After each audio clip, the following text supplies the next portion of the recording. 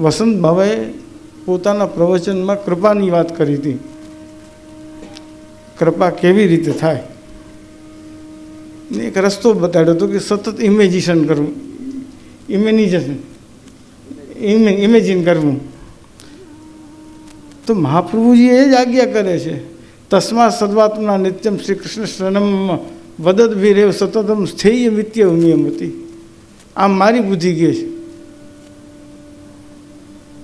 સતત ભગવત સ્મરણ, સેવાના અવસરમાં પણ તમે સ્મરણ કરો, સેવાના અનવસરમાં પણ સ્મરણની સાથે માનસી સેવા કરો. આચાર્યનો માર્ગ આ છે. શ્યામ શ્યામ રટત શ્યામાહુ શ્યામ ભૈરી, એ આપણને ભગવદમય બનાવવા માંગે છે. તો જ આપણા ઉપર કૃપા અવતરે. અને કૃપા ત્યારે જ અવતરે કે જ્યારે આપણું દૈન્ય સિદ્ધ થાય, દીનતા આવે. અને દીનતા માટે, એ દૈન્ય સિદ્ધ કરવા માટે સતત સ્મરણ કરવું જોઈએ. નિવેદનં તો સ્મર્તવ્યમ સર્વથા તાદર્શે જનય. તાદર્શે જનય ન મળે તો શ્રી કૃષ્ણ શરણમમાં બે રસ્તા બતાડ્યા આપણને. એક તસ્માત સર્વાત્મા નિત્યમ શ્રી કૃષ્ણ શરણમનો રસ્તો બતાડ્યો, નિવેદનં તો સ્મર્તવ્યમ સર્વથા તાદર્શે જનયનો રસ્તો બતાડ્યો. આ બે રસ્તા એવા છે કે આપણને સતત ઓતપ્રોત કરી દે, એના મય બનાવી દે. તમે 84-252 વાર્તા વાંચી હશે અને કદાચ ક્યારેક ભૂલચૂકથી કાનમાં પડી ગઈ છે. તેમાં ભગવદીઓ 3-3, 4-4 દિવસ સુધી ભગવત ચર્ચા કરતા, દેહાનુસંધાન ભૂલી જતા. તો એવું ઓતપ્રોત થવું જોઈએ આપણે. એવી પરિસ્થિતિ, એવી સ્થિતિ આપણી ત્યાં સુધી લઈ જવી જોઈએ. ખાલી બ્રહ્મ સંબંધ લીધાથી કે ઘરે ભગવત સેવા પધરાવવાથી કંઈ નથી થતું. આપણી સ્થિતિને ત્યાં સુધી લઈ જવી પડે કે યત્રેવ યત્રેવ મનોમદીયમ તત્રેવ તત્રેવ તવ સ્વરૂપમ, યત્રેવ યત્રેવ શિરોમદીયમ તત્રેવ તત્રેવ પદદ્વયમ. તે એ સ્થિતિ સુધી લઈ જવાની છે. ભગવત સેવા પધરાવીને બેઠું રહેવું અને મજીરા વગાડવા એનો કોઈ અર્થ નથી. તમે મજીરા વગાડો કે ગમે, પણ પરિસ્થિતિ, તમારી સ્થિતિને ત્યાં સુધી ઊંચે લઈ જવાની છે. જ્યાં જ્યાં મારું મન હોય ત્યાં આપનું સ્વરૂપ હોય. અહીં બેઠો છું, મારું મન મારા ઠાકોરજીમાં છે. જ્યાં મારું મન જાય ત્યાં આપ બિરાજતા હોવા જોઈએ, આપનું સ્વરૂપ હોવું જોઈએ. જ્યાં જ્યાં મારું માથું નમે ત્યાં ત્યાં આપના ચરણારવિંદ બે હોવા જોઈએ, બે ચરણારવિંદ, ઉભય ચરણારવિંદ હોવા જોઈએ. આવી રીતે આપણે આ સ્થિતિને પકડવાની છે. આ સ્થિતિ સુધી આપણે જવાનું છે. આપણે ગમે ત્યાં ઊભા રહીએ, ગમે ત્યાં માથું નમાવીએ તો આપણા ઠાકોરજીના ચરણારવિંદમાં જ આપણા દંડવત પહોંચે. ઓલા કનોજના બ્રાહ્મણ જાતવાળા બધા પાછળ પડી ગયા. આપણે બ્રાહ્મણ છીએ, શિવને મંદિરે જવું જ જોઈએ. શિવ આપણા પરમ. જાતિ દબાણને વશ થઈને શિવજી મંદિરે ગયા.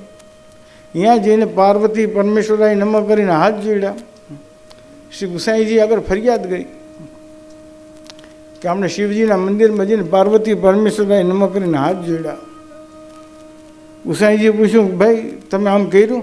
તો કે હા કૃપાનાથ, પણ હું પાર્વતી પરમેશ્વર બોલ્યો એટલે પાર્વતી વહુજીના પરમેશ્વર એટલે આપના ચતુર્થ પુત્ર ગોકુલનાથજીને મેં દંડવત કર્યા, શિવજીને દંડવત નથી કર્યા.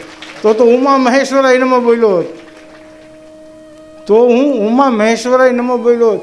મેં શિવજીને દંડવત નથી કર્યા, પાર્વતી પરમેશ્વરાય એટલે પાર્વતીના પરમેશ્વર કોણ? પાર્વતી વહુજીના પરમેશ્વર શ્રી ગોકુલનાથજી. ગોકુલનાથજીના વહુજીનું નામ પાર્વતી વહુજી, એને દંડવત કર્યા છે. એટલે આપણો ભાવ આવો હોવો જોઈએ. તો આપણને આ સ્થિતિએ પહોંચીએ પછી આપણને અન્યાશ્રય લાગતો નથી, આપણને દુસંગ લાગતો નથી. બધાયથી આપણું રક્ષણ થઈ જાય છે. સહજ બધું છૂટી જાય છે. ભગવત કૃપાથી છૂટી જાય છે. એમ આપણે જે કહીએ છીએ ને, ભગવત કૃપાથી આમ થાય, ભગવત કૃપાથી તેમ થાય, ભગવત કૃપાથી, એ ભગવત કૃપા સહજ છે. સહજતાથી ત્યારે જ બધું થાય. જ્યારે આપણે આ સ્થિતિ ઉપર આવીએ ત્યારે. ત્યાં સુધી ન થાય. તો ભગવત કૃપા મેળવવા માટે આપણે આપણા સ્તરને એ સ્તર સુધી લઈ જવું પડે. અને આપણે એ સ્તરને આપણા સ્તરને યત્રેવ યત્રેવ મનોમદીયમ તત્રેવ તત્રેવ તવસ્વરૂપમ યત્રેવ યત્રેવ શિરોમદીયમ તત્રેવ તત્રેવ પદદ્વયમ તે એ સ્થિતિ સુધી લઈ જશું અને ઠાકોરજીનો સાક્ષાત્કાર કરીએ એટલું આચાર્યના ચરણોમાં સમર્પિત કરું છું. બોલ શ્રી વલ્લભાધીશ કી જય. જય શ્રીએ ખૂબ સરસ વચનામૃતની અંદર આપણે તડબોળ કર્યા. બસ આપણે પણ જય શ્રીના ચરણોમાં એટલું માંગીએ કે શ્રી વલ્લભની કૃપા અને શ્રી ઠાકોરજીની કૃપા સર્વે વૈષ્ણવ સૃષ્ટિ ઉપર વરસતી રહીએ. બસ એવા આશીર્વાદ અમને સૌને આપ. ઉત્સવ આ શબ્દ બહુ મહત્વનો અર્થ બતાડી રહ્યું છે. ઉત્થ અર્થાત આનંદ, સૌ અર્થાત પ્રસવ. જ્યાં આનંદનો પ્રસવ થાય, જ્યાં આનંદની અભિવૃદ્ધિ થાય તેને ઉત્સવ કહેવાય. અને આ તો સ્વયં આનંદ, પરમાનંદ, પૂર્ણાનંદ શ્રી વલ્લભનો ઉત્સવ છે. શ્રી મહાપ્રભુજીના સ્વરૂપ વિશે આપણે સૌ જાણીએ છીએ, પરંતુ શ્રી ગોસાઈજી શ્રી વલ્લભના સ્વરૂપનું ખૂબ સુંદર આપ પ્રતિપાદન કરી રહ્યા છે. સ્ફુરત કૃષ્ણ પ્રેમામૃતની અંદર શ્રી ગોસાઈજી આજ્ઞા કરે છે, માયાવાદી કરીન્દ્ર દર્પદલને નાસ્યેન્દુ રાજોદ્ગત શ્રીમદ ભાગવતાખ્ય દુર્લભ સુધા વર્ષેણ વેદોક્તિભિ. શ્રી વલ્લભનું સ્વરૂપ કેવું છે? શ્રી મહાપ્રભુજીએ કેવલ ભક્તિ માર્ગ નહીં, પરંતુ વેદ ધર્મનું પાલન કરીને પણ આપે એ ભક્તિ માર્ગને પ્રતિપાદિત કર્યો છે.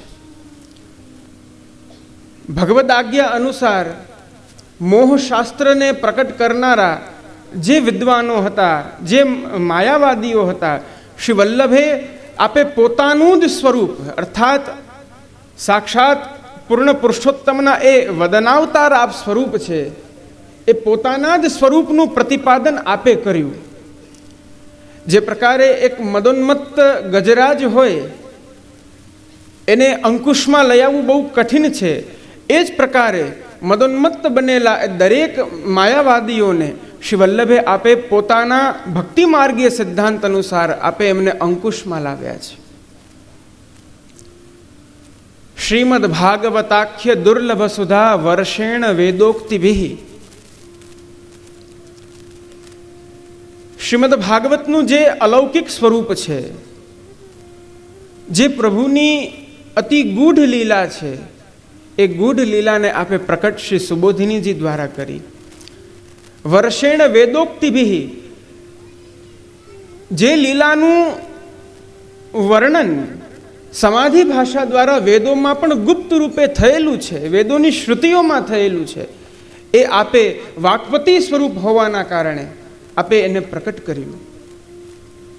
માયાવાદનું ખંડન કર્યું, શ્રીમદ ભાગવતનો યથાર્થ અર્થ આપે પ્રકટ કર્યો. એટલું જ નહીં, રાધા વલ્લભ સેવયા તદુચિત પ્રેમણોપદેશૈરપી. શ્રી વલ્લભે પૂર્ણ પુરુષોત્તમ પરમ રસરૂપ શ્રી કૃષ્ણની અલૌકિકી પ્રેમાત્મિકા ભક્તિને પણ જીવોને બતાવી છે. શ્રી કૃષ્ણ આપ દુરારાધ્ય છે, એમની પ્રાપ્તિ માટે તપ, ધ્યાન, સમાધિ, યોગ વગેરે ઘણા બધા ઉપાયો બતાવ્યા છે, પરંતુ આ કલીનો જીવ, એ કલીના જીવમાં એ ધૈર્ય નથી કે ત્યાં સુધી એ રાહ જોઈ શકે. આપે એવો અનન્ય આ પ્રેમાત્મિકા, આ સ્નેહરૂપ આ માર્ગને પ્રકટ કર્યો, જેની અંદર માત્ર ને માત્ર એક અલૌકિક પ્રેમ. શ્રી મહાપ્રભુજી આપ આજ્ઞા કરે છે, પ્રેમણાન્યત સાધનમ લોકે નાસ્તિ મુખ્યમ પરમ મહત. જ્યારે તમે આ ભક્તિ માર્ગની અંદર આવી રહ્યા છો, એ સમયે અન્ય સાધનો બધા ગૌણ થઈ જશે. માત્ર ને માત્ર એક અલૌકિક પ્રેમરૂપ, સ્નેહરૂપ જે આપણા હૃદયનો ભાવ છે, એના દ્વારા જ પ્રભુની પ્રાપ્તિ થશે, અન્ય સાધનોથી નહીં થાય. પ્રભુ સ્વયં કહે છે શ્રીમદ ભગવદ્ ગીતામાં, અનન્ય ચેતાહ સતતમ યો મામ સ્મરતિ નિત્યશઃ. હે અર્જુન, આ અન્ય જીવો બધા મૂઢ જીવો છે જે આટલું કષ્ટ કરી રહ્યા છે. એટલું કરવાની એમને આવશ્યકતા જ શું છે જ્યારે હું આટલું સહજતાથી મળી જાઉં છું.